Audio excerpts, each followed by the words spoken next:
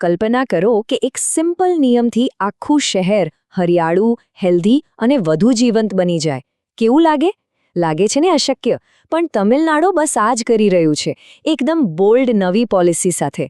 ચાલો સમજીએ કે આ ક્રાંતિકારી વિચાર હકીકતમાં કેવી રીતે બદલાઈ રહ્યો છે.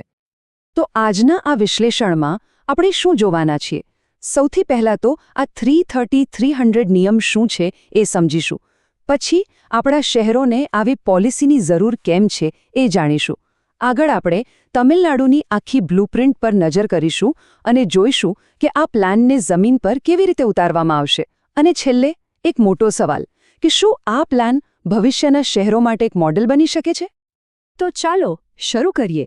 આ આખી પોલિસીનો જીવ શેમાં છે? વેલ, એનો આધાર એક નિયમ પર છે.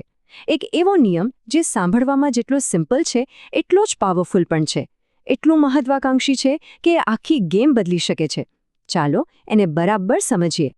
આ સવાલ ખરેખર વિચારવા જેવો છે ને? શું એક સરળ નિયમ ખરેખર આખા શહેરને બદલી શકે? તમિલનાડુનો જવાબ છે હા, બિલકુલ બદલી શકે છે. અને એમનો આ 330-300નો નિયમ માત્ર કોઈ વિચાર નથી. ના, આ તો એક આખી બ્લુપ્રિન્ટ છે આપણા શહેરી જીવનની ક્વોલિટીને નવેસરથી ઘડવા માટેની. તો આ નિયમ છે શું? જુઓ, એકદમ સરળ છે. પહેલું, દરેક ઘરમાંથી ઓછામાં ઓછા 3 વૃક્ષો દેખાવા જોઈએ. બીજું, દરેક વિસ્તારમાં 30% જેટલું ગ્રીન કવર એટલે કે વૃક્ષોની છાયા હોવી જોઈએ. અને ત્રીજું, કોઈ પણ ઘરથી માત્ર 300 મીટરના અંતરે જ કોઈ પાર્ક કે ગ્રીન સ્પેસ હોવી જોઈએ. છે ને એકદમ સ્પષ્ટ અને માપી શકાય એવા ગોલ્સ. આ જ એની ખાસિયત છે. ઓકે, નિયમ તો સમજાઈ ગયો, પણ સવાલ એ છે કે આટલી મોટી પોલિસી લાવવાની જરૂર જ કેમ પડી? તો એનો જવાબ એ ગંભીર સમસ્યાઓમાં છુપાયેલો છે, જેનો સામનો આજે ખાલી તમિલનાડુ નહીં પણ ભારતના લગભગ બધા જ શહેરો કરી રહ્યા છે. આ ખાલી નંબર્સ નથી, આ એક એલાર્મ છે. જુઓ, તમિલનાડુનો ફોરેસ્ટ કવર લગભગ 20% છે, જે ભારતની એવરેજથી પણ ઓછું છે. અને જે નેશનલ ટાર્ગેટ છે 33%નો, એનાથી તો ઘણું જ દૂર છે. આ ગેપ જ બતાવે છે કે કંઈ તાત્કાલિક કરવાની કેટલી જરૂર છે, ખાસ કરીને શહેરોમાં જ્યાં ગ્રીનરી સૌથી ઝડપથી ગાયબ થઈ રહી છે. આની અસર શું થાય છે? વેલ, શહેરો અર્બન હીટ આઇલેન્ડ બની રહ્યા છે. મતલબ કે કોન્ક્રીટના જંગલોને કારણે તે ભઠ્ઠીની જેમ તપી રહ્યા છે. હવાની ક્વોલિટી સતત બગડી રહી છે. પહેલાં જે પક્ષીઓ અને નાના જીવો દેખાતા હતા એ હવે ગાયબ થઈ રહ્યા છે. અને વૃક્ષો ઓછા થવાથી કાર્બન શોષવાની આપણી ક્ષમતા પણ ઘટી રહી છે. તો આ બધા પડકારોનો જવાબ આપવા માટે તમિલનાડુ સરકારે બનાવી છે અર્બન ગ્રીનિંગ પોલિસી 2026. ચાલો હવે એના મુખ્ય મુદ્દાઓ પર આવીએ. આ કોઈ ખાલી કાગળ પરની પોલિસી નથી. મુખ્યમંત્રી M.K. સ્ટાલિન દ્વારા આને 6 ફેબ્રુઆરીએ ઓફિશિયલી લોન્ચ કરવામાં આવી છે. આ એક પાક્કું કમિટમેન્ટ છે. અને આનો મુખ્ય હેતુ છે આપણા શહેરોને ફ્યુચર પ્રૂફ બનાવવા. એવા શહેરો જે ક્લાઇમેટ ચેન્જનો સામનો કરી શકે, જ્યાં શ્વાસ લેવા માટે હવા સારી હોય અને જે ખરેખર રહેવા લાયક હોય. અને આ પોલિસીનો એકદમ કોન્ક્રીટ ટાર્ગેટ છે 15%. શું છે આ 15%? તો રાજ્યના જેટલા પણ શહેરી વિસ્તારો છે એની કુલ જમીનમાંથી ઓછામાં ઓછી 15% જમીન ગ્રીન કવર હેઠળ લાવવી. અને આમાં ખાલી જંગલો જ નહીં, પણ આપણા લોકલ પાર્ક, તળાવના કિનારા અને રસ્તાની આજુબાજુના વૃક્ષો બધું જ આવી જાય છે. આ પોલિસી એક બહુ જ સ્માર્ટ કોન્સેપ્ટ વાપરે છે, બ્લુ ગ્રીન ઇન્ફ્રાસ્ટ્રક્ચર. હવે આ શું છે?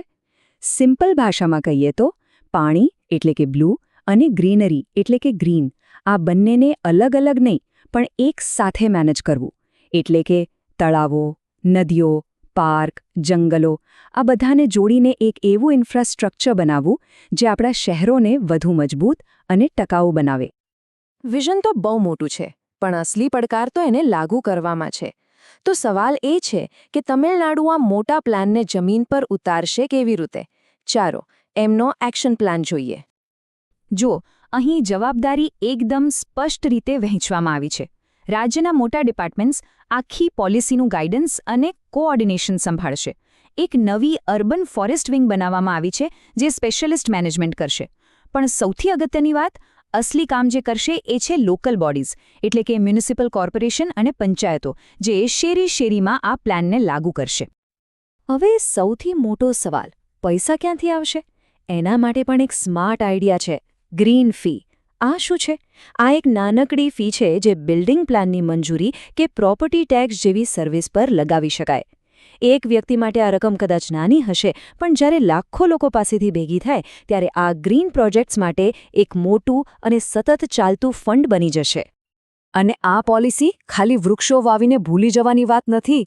આ સંપૂર્ણપણે ડેટા ડ્રિવન છે. પ્રોગ્રેસને ટ્રેક કરવા માટે લેટેસ્ટ ટેકનોલોજીનો ઉપયોગ થશે. સેટેલાઇટથી મેપિંગ થશે જેથી ખબર પડે કે ગ્રીન કવર ખરેખર વધ્યું કે નહીં. રિયલ ટાઈમ ટ્રેકિંગ માટે ડિજિટલ ડેશબોર્ડ હશે. અને એટલું જ નહીં, કાર્બન એકાઉન્ટિંગથી એ પણ મપાશે કે આનાથી પર્યાવરણ પર કેટલી પોઝિટિવ અસર પડી. અને હા, એક બહુ જ સ્માર્ટ વાત. એવું નથી કે ગમે તે ઝાડ ગમે ત્યાં વાવી દેવામાં આવશે. ના, આમાં જે તે શહેરની આબોહવા અને જમીનને અનુકૂળ હોય એવા જ, એટલે કે તેના સ્થાનિક વૃક્ષો વાવવા પર ફોકસ રહેશે. આનાથી શું થશે? એ વૃક્ષો સારી રીતે ઉછરશે અને ટકી રહેશે. આને કહેવાય સ્માર્ટ અને ઇકોલોજીકલી સેન્સિબલ પ્લાનિંગ. તો ચાલો હવે આપણે આખી વાતને એક મોટા પરિપ્રેક્ષ્યમાં જોઈએ. શું આ પોલિસી ખાલી તમિલનાડુ માટે જ મહત્વની છે? કે પછી આ ભવિષ્યના શહેરો માટે એક મોડેલ બની શકે છે? એક વાત સમજવી બહુ જ જરૂરી છે. આ શહેરી પોલિસી કોઈ અલગ-થલગ પ્લાન નથી. આ એક મોટા મિશનનો ભાગ છે, જેનું નામ છે ગ્રીન તમિલનાડુ મિશન. અને એનું ફાઇનલ ટાર્ગેટ છે આખા રાજ્યમાં 33% ગ્રીન કવર કરવાનું. તો શહેરોને લીલાછમ બનાવીને તમિલનાડુ પોતાના આ મોટા લક્ષ્ય તરફ એક મોટું પગલું ભરી રહ્યું છે. અને વિચારો, જો તમિલનાડુ આમાં સફળ રહ્યું તો એની અસર ખાલી રાજ્ય પૂરતી સીમિત નહીં રહે. આ આખા ભારત અને કદાચ દુનિયાના બીજા શહેરો માટે પણ એક બ્લુપ્રિન્ટ બની શકે છે. એક એવું ઉદાહરણ જે બતાવશે કે વિકાસ અને પર્યાવરણ બંને સાથે સાથે ચાલી શકે છે. તો અંતમાં આપણે આ એક મોટા સવાલ સાથે રહીએ છીએ. શું આ જ આપણા ભારતના શહેરોનું ભવિષ્ય હોઈ શકે? તમિલનાડુનો આ બોલ્ડ પ્રયોગ એવું તો જરૂર કહે છે કે એક સિમ્પલ નિયમ, એક મજબૂત પ્લાન અને ટેકનોલોજીના સ્માર્ટ ઉપયોગથી એક લીલુંછમ અને રહેવાલાયક ભવિષ્ય શક્ય છે. ખાલી શક્ય જ નહીં, પણ આપણી પહોંચમાં છે.